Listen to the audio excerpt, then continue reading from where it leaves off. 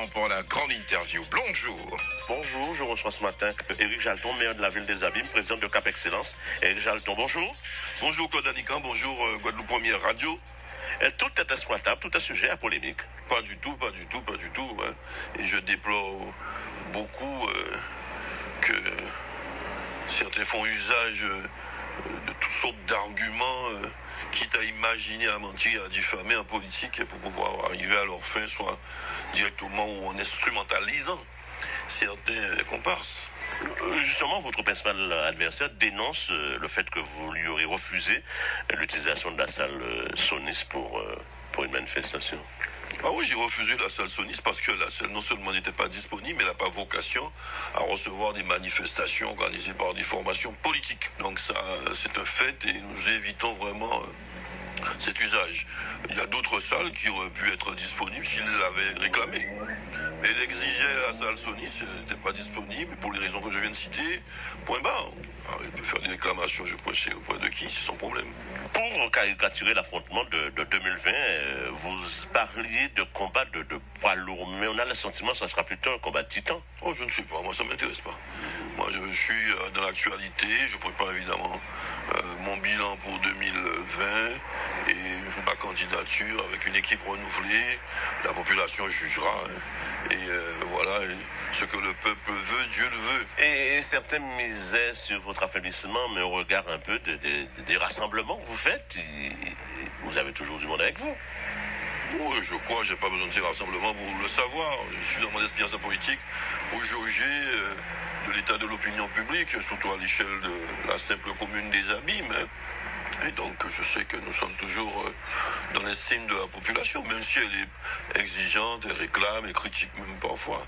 Mais globalement, la population est quand même a du bon sens, elle voit le travail accompli depuis que nous sommes au pouvoir, le redressement financier de la vie des Abîmes, même si les choses restent encore malgré tout toujours tendues avec cette politique du gouvernement en termes de réduction drastique, et ça a commencé avant, des moyens alloués aux communes, mais malgré tout, nous arrivons à développer la ville des Abîmes dans tous les compartiments. Il faudrait vraiment être aveugle pour ne pas voir et sourd pour ne pas entendre l'approbation populaire.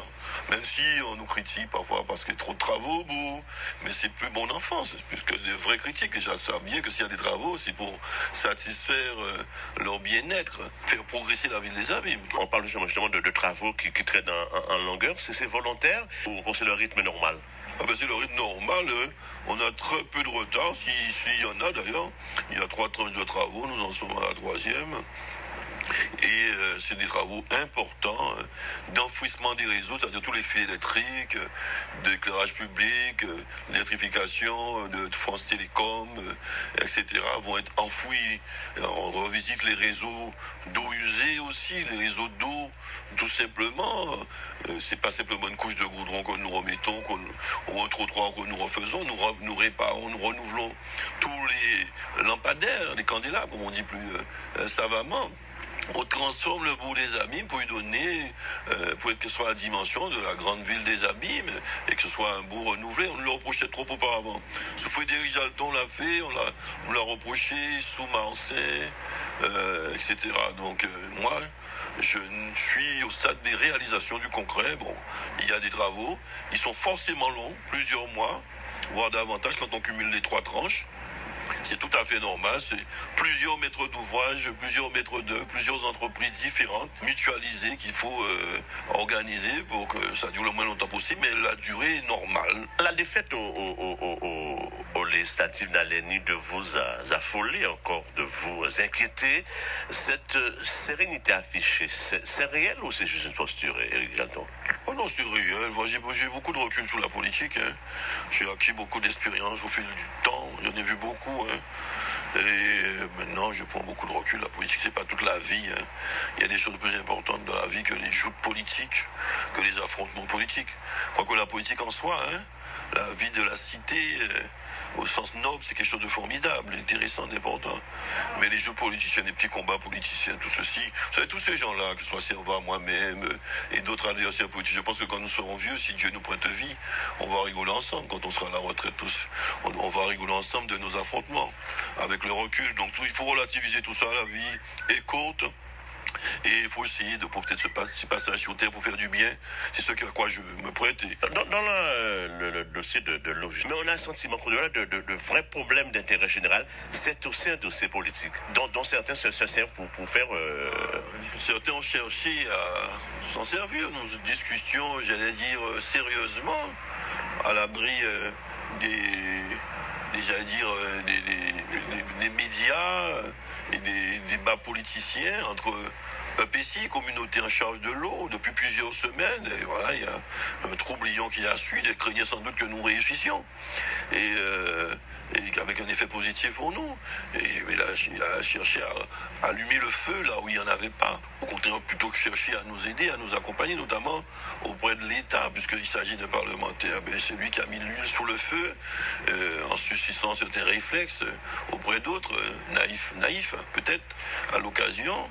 Et voilà, mais ça, son entreprise a échoué, parce que le bon sens l'a emporté, et que toutes les problématiques ont été abordées, l'urgence, avec le plan d'urgence, le durable avec le plan durable, schéma quinquennal comme le souhaite le gouvernement, puisque c'est lui qui apportera l'essentiel du financement, qui précisera, et la gouvernance également est prévue dans l'accord sur l'eau que nous avons signé en région, conforté par l'État.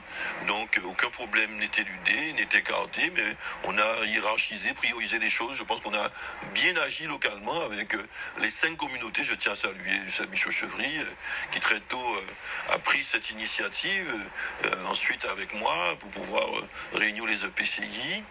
Je salue également le président de région, la présidente département, elle qui très tôt s'est engagée sur l'eau, le président de région qui a compris là où se situait l'intérêt de la Guadeloupe et nous a rejoints, et enfin l'État évidemment qui me semble préciser pour autant son financement sur le plan durable, partie prenante avec nous quant à son expertise et justement ce financement dont il précisera, nous l'espérons le plus rapidement possible, le montant. Et j'attends, merci et bonne journée.